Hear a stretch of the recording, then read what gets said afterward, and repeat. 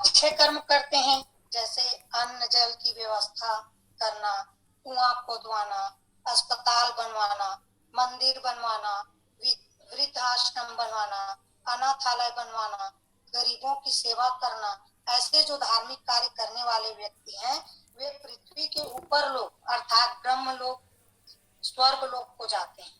और जो लोग पशुवध करते हैं, मांसाहारी हैं, जीवों की हत्या करते हैं, पेड़ पौधों को काटते हैं, असहाय लोग हैं जिनको परेशान करते हैं, ऐसे लोग पृथ्वी के नीचे नरक लोक को जाते हैं।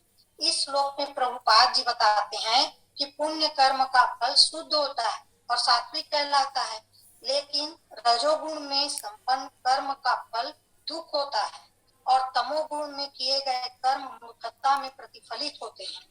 जिनके जीवन में सत्व गुण की प्रधानता रही है और उसके कारण जिन्होंने भोगों से संयम किया है, तीर्थ, व्रत, दान आदि शुभ कर्म किए हैं और दूसरों के सुख आराम के लिए प्याऊ घर, जैसे कई लोग प्याऊ घर बनवाते हैं ना, गर्मी के दिन में जो प्यासे व्यक्ति हैं वो पानी पीते हैं, तो प्याऊ घर और अन्य क्षेत्र आदि चलाए हैं, सड़कें बनवाई हैं, लोगों को आने से सड़क का निर्माण करवाया है, पशु पक्षियों की सुख सुविधा के लिए पेड़ पौधे लगवाए हैं, गायों को रखने के लिए गौशालाएं बनाई हैं। उन मनुष्यों को हम सतोगुण वाले मनुष्य कहते हैं। जब सत्व गुण में रहते ही मनुष्य का शरीर छूट जाता है, जब प्राण उनकी छूटती है और उस समय यदि मनुष्य जो है सत्व गुण में रहता है, तब वे सत्व गुण का संग होने से, सत्व गुण में आसक्ति होने से ऐसे लोग उच्च लोक अर्थात स्वर्ग लोक में चले जाते हैं और वहां दैवी सुख भोगते हैं। ये रजोगुण और तमोगुण से मुक्त होते हैं। भौतिक जगत में अशुद्धियां बहुत हैं, लेकिन सतोगुण सर्वाधिक शुद्ध रूप है। विभिन्न जीवों के लिए विभिन्न प्रकार के लोग हैं। जो लोग सतोगुण में मरते हैं उन लोगों को जाते हैं जहाँ महर्षि तथा भक्तगण रहते हैं। ऊर्ध्व लोकों में जाने वाले मनुष्यों को तेजस तत्व प्रधान शरीर की प्राप्ति होती है। इसमें मध्यस्थ तिष्ठन्ति राजसा शब्द आया है। जिन मनुष्यों के जीवन में रजोगुण की प्रधानता होती है और उसके कारण जो शास्त्र की मर्यादा में रहते हुए भी संग्रह करना, भोग करना, ऐशो आराम करना, रुपए पैसे धन दौलत में ममता प्यार करना, बहुत लोगों को आसक्ति रहती है कि मेरे पास लाखों करोड़ों रुपए आ जाए, जितना आते जाता है उतने में भी उनको संतुष्टि नहीं रहती और कहाँ से मेरे पास पैसा आ जाता है और कहाँ से मेरे पास पैसा आ जाता है।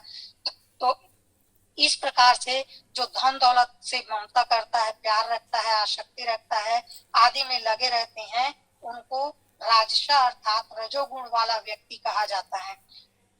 जब रजोगुण की प्रधानता में ही, रजोगुण के कार्यों में के चिंतन में ही ऐसे मनुष्यों का शरीर यदि छूट जाता है, जब वो चिंतन करते रहते हैं, मरते वक्त रजोगुण में रहते हैं, तो वो क्या हो जाते हैं, पुनः इस मृत्यु लोक में फिर से जन्म।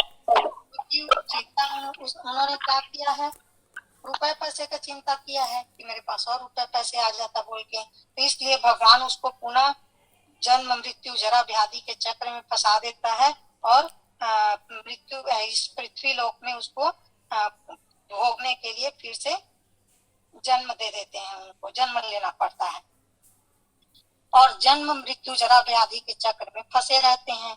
यहाँ पृथ्वी तत्व प्रधान मनुष्य शरीर की प्राप्ति होती है।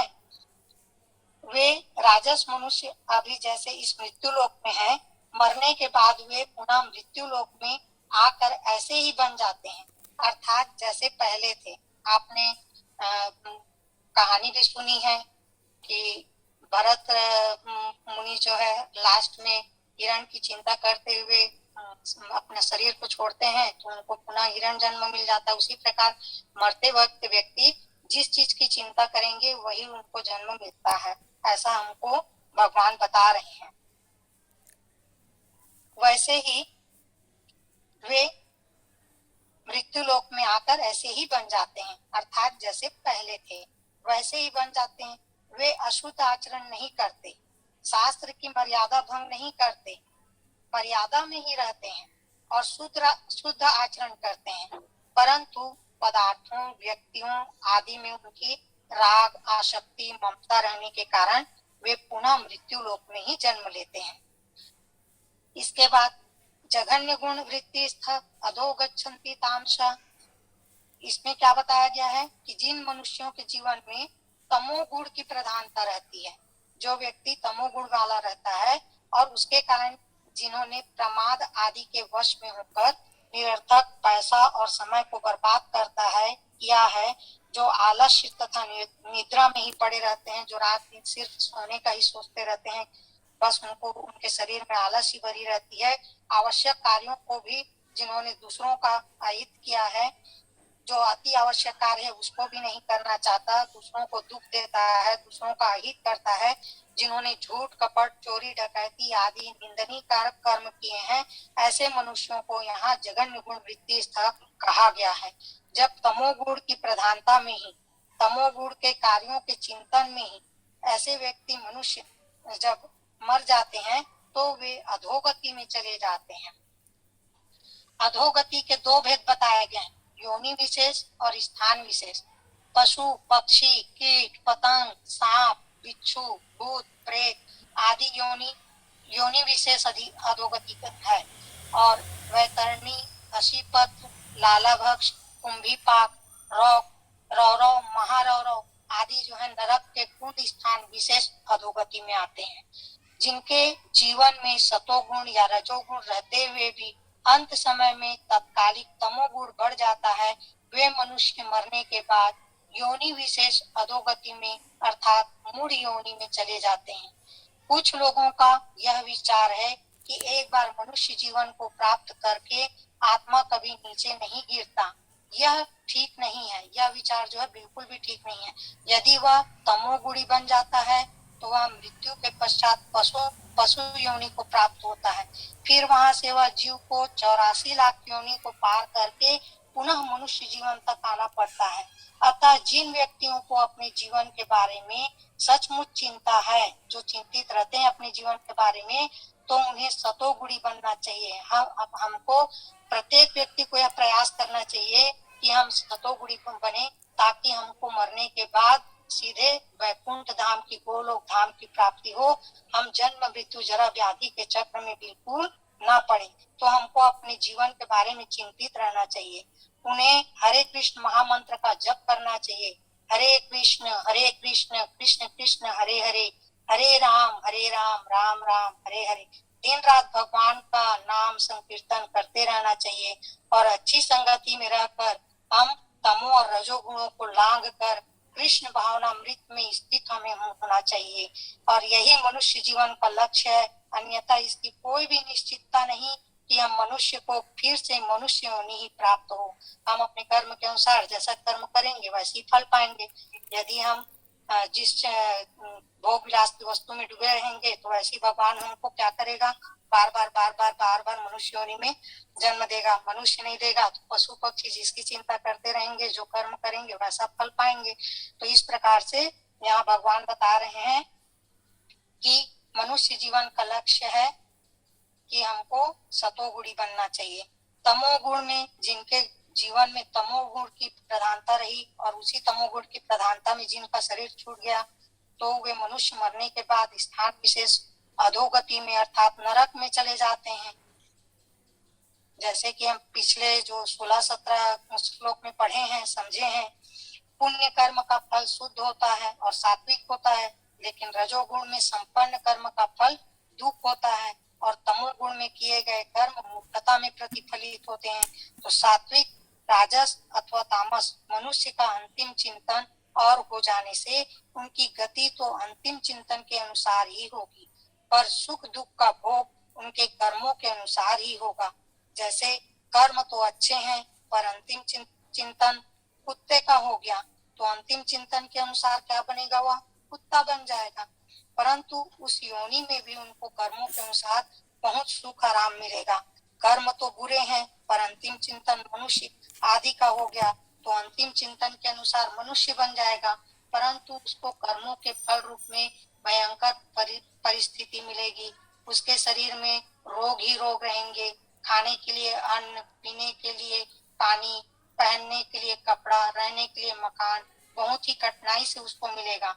सात्विक गुण को बढ़ाने के लिए साधक सत्य शास्त्रों के पढ़ने में लगा रहे, सात्विक श्रेष्ठ मनुष्यों का ही संग करे, उन्हीं के सानिध्य में रहे, उनके बताए गए मार्गों पर चले, उनके कहे अनुसार साधन करे, शुद्ध पवित्र तीर्थ आदि स्थानों का सेवन करे। जहाँ कोलाहल होता हो, ऐसे राजस स्थानों का, जहाँ अंडा, मांस, मदिरा बिकती हो, ऐसे तामस स्थानों का सेवन न करे। प्रातः काल और सायंकाल का समय सात्विक माना जाता है, अतः इस सात्विक समय का विशेषता से सदुपयोग हमें करना चाहिए। अर्थात इस समय को हम भजन, ध्यान आदि में लगाएं, तब हमको वैकुंठ लोक की प्राप्ति हो सकती है। शास्त्र विहित शुभ कार्य ही करें, निषिद्ध कर्म कभी न करें, राजस तामस कर्म कभी न करें। जो जिस वर्ण आश्रम में स्थित हैं, उसी में अपने अपने कर्तव्य का ठीक से पालन करें। ध्यान भगवान का ही करें, मंत्र सात्विक ही जपें। इस प्रकार सब कुछ सात्विक करने से पुराने संस्कार मिट जाते हैं और सात्विक संसार सत्व गुण बढ़ जाता है। श्रीमद् भागवत में गुणों को बढ़ाने वाले 10 हेतु बताए गए हैं। शास्त्र, जल अर्थात खान पान, प्रजा अर्थात संग, स्थान, समय, कर्म, जन्म, ध्यान, मंत्र और संस्कार, ये 10 वस्तुएं सात्विक हो तो सत्व गुण की, राजसी हो तो रजोगुण की और तामसी हो तो तमोगुण की वृद्धि होती है। यहाँ 5वें से 18वें श्लोक तक प्रकृति के कार्यों, गुणों का परिचय भगवान श्रीला गुरुदेव प्रभुपाद जी ने हमको इसमें वर्णन किया गया है। तो इस 18वें श्लोक के आधार पर कि जब हम अच्छा सतोगुणी कार्य करेंगे, सतो स्थिति में रहेंगे, तो हमको उच्च लोक की प्राप्ति होगी। रजो स्थिति में रहेंगे तो हम मध्य स्थिति प्राप्त होगी, अर्थात हमको फिर से पृथ्वी लोक में जन्म मृत्यु जरा व्याधि के चक्र में फंसना पड़ेगा। और यदि हम जघन्य गर्हित यदि हम कार्य करते हैं, हिंसात्मक कार्य यदि हम करते हैं, किसी को मारते पीटते हैं, वध करते हैं, पशु वध करते हैं, पशु पक्षियों को मार देते हैं, पेड़ पौधों को काट देते हैं, यदि हमारे शरीर में तमोगुण रहता है और इस स्थिति में हम यदि मनुष्य रहते हुए यदि हम ऐसे गुणों का पालन करते हैं, तो हमको नीचे लोक अर्थात नरक लोक को जाना होगा। हरे कृष्ण माता जी। हरि